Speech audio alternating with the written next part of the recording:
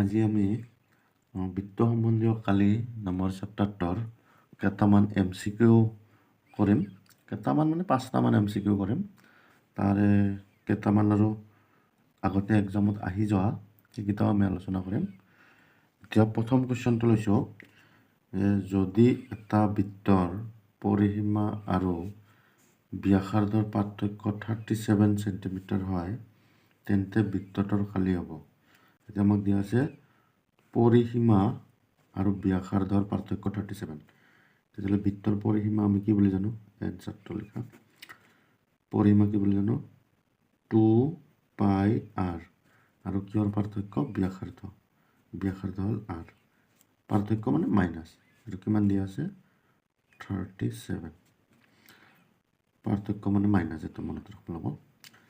এৰে পৰা rটো কমন লোৱা। r common ল'লে ইফালে থাকিল 2π আৰু ইয়াতে থাকিল 1 ইজ ইকুৱেল 37। পাইৰ ভেলু পুট কৰি দিওঁ। পাই মানে হ'ল 22/7 মাইনাছ 1 হ'ল 37 আর 44/7 মাইনাছ 1 37। এতিয়া লসাগু লোৱা 7 আৰু 1ৰ তলত 1 আছে। 7 আৰু 1ৰ লসাগু হ'ল 7। তাৰপিছত এইটোতো ভগ্নাংশৰ প্লাছ মাইনাছ, মাইনাছৰ উল্টো। তাৰপিছত 7 7ক ডিভাইড দিয়া 1 ইনটু 44 কৰিলে 44 মাইনাছ 1 7ক ডিভাইড দিলে 7 ইনটু 1 7 ইজ ইকুৱেল 37। তাৰপিছত r ইকুৱেল 44ৰ পৰা 7 মাইনাছ কৰিলে হ'ল 37/7 ইকুৱেল 37। 37 কেঞ্চেল। r ইকুৱেল 7টো ইফালে ডিভাইড হৈ আছে, ইফালে গ'লে মাল্টিপ্লাই।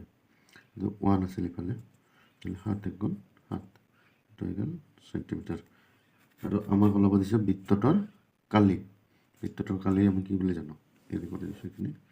বৃত্তটোৰ কালি হ'ল πr²। পাইৰ মান হ'ল 22/7। r² মানে হ'ল r মানে 7 ইনটু 7 7 কেঞ্চেল। মাল্টিপ্লাই কৰিলে 7 2 × 14 4 আৰু 7 2 × 14 15 আৰু কালি স্কুৱাৰ চেণ্টিমিটাৰ স্কুৱাৰ 154 অপশ্যনত ক'ত আছে?